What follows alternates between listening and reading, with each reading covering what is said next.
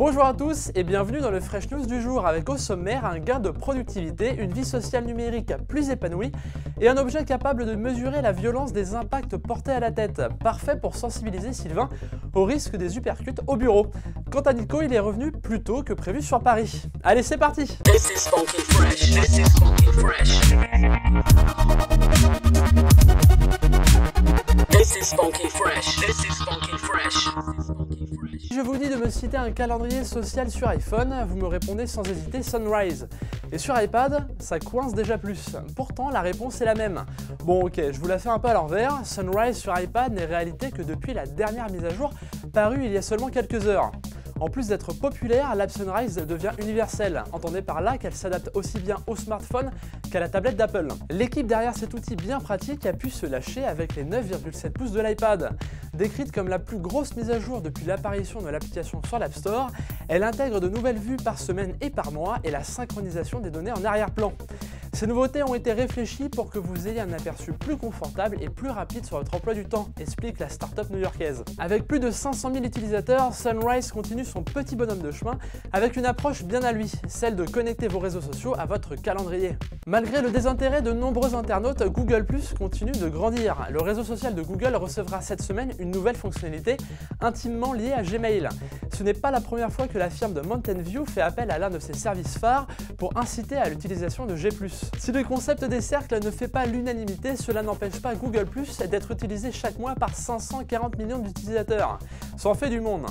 Pour faciliter l'échange entre ces utilisateurs, il sera bientôt possible d'envoyer des messages électroniques à nos contacts Google+, sans pour autant connaître leur adresse. Cette nouveauté interviendra lors de la saisie du ou des destinataires, juste en dessous des suggestions de contacts. Grâce à l'autocomplétion, il suffira de taper les premières lettres du prénom ou du nom de la personne concernée pour la voir apparaître. Mais qu'en sera-t-il de la confidentialité de l'adresse? Pas de panique, Google a pensé à tout. Gmail gardera secrète l'adresse électronique de chaque compte Google+ sollicité. Pour peu que vous soyez réfractaire à cette solution, vous pourrez purement et simplement la désactiver ou revoir le niveau de confidentialité de votre compte G+.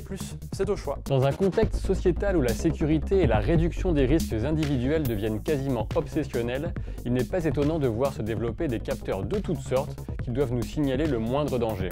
C'est justement le cas du Reebok Checklight, un dispositif qui mesure la violence des impacts reçus à la tête.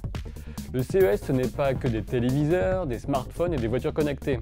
C'est aussi le plaisir de se prendre de bons pains dans la tronche. Enfin presque. Sur le papier, le fonctionnement de l'appareil développé par les spécialistes des nouveaux concepts du géant américain est assez simple. Il embarque un gyroscope et un accéléromètre qui active un microprocesseur. Après avoir traité les informations ainsi récoltées, ce dernier déclenche des lumières dont la couleur dépend non seulement de la puissance du coup reçu, mais aussi de la réaction de la tête suite au choc.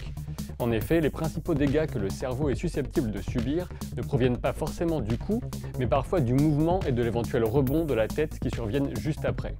Une lueur verte indique que tout va bien, une jaune qu'il faut faire attention et une rouge qu'il faut arrêter de suite et consulter. Bien entendu, on peut se féliciter du développement d'une technologie de ce type pour réduire les désastreuses lésions cérébrales dont certains sportifs peuvent malheureusement souffrir.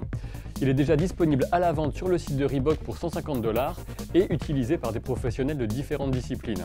Il va de soi que le diagnostic d'un professionnel de santé reste indispensable. Je pense que Benjamin et moi risquons d'en avoir bien besoin quand Nicolas rentrera de Las Vegas et découvrira nos vidéos. En parlant de Nicolas, justement, surtout ne manquez pas les reportages qu'il réalise depuis les allées du CES pour Orange. Vous les retrouverez sur lecollectif.orange.fr et sur live.orange.com. Foncez!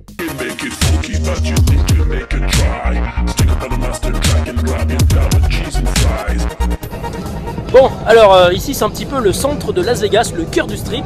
Ici nous avons le Bellagio et ses magnifiques fontaines et juste à côté le Caesar Palace avec ses lignes qui chantent. Le Cosmopolitan qui est cet immense immeuble. Derrière on a l'Aria et au fond le Mandela Bay. De ce côté on a le MGM Grand, le Planet Hollywood et juste ici eh bien, une magnifique fausse tour Eiffel. Je sais ce que vous dites, il se fout de nous, en fait il n'est pas du tout à Las Vegas, il est à Paris. D'ailleurs ça se voit, il y a la tour Eiffel qui est là. Ouais. Sauf qu'évidemment c'est pas la vraie tour Eiffel, c'est la tour Eiffel de Las Vegas qui est beaucoup plus petite. Et puis si vous connaissez un petit peu la tour Eiffel, vous savez qu'il n'y a pas du tout ce genre de bâtiment à côté. Il n'y a pas non plus marqué Eiffel Tower en anglais. Et puis là, vous voyez, il n'y a pas non plus de drapeau français en bas de la tour Eiffel. Vous voyez, Mais c'est quand même vachement impressionnant, hein. C'est très très grand et puis c'est voilà, sur le strip avec les fontaines du Bellagio derrière. Voilà. Et comme tous les vendredis, c'est le vendredi des cadeaux. Aujourd'hui, 4 coques Smart Addict à gagner. On en a 2 pour iPhone 5 et 2 pour Galaxy S3.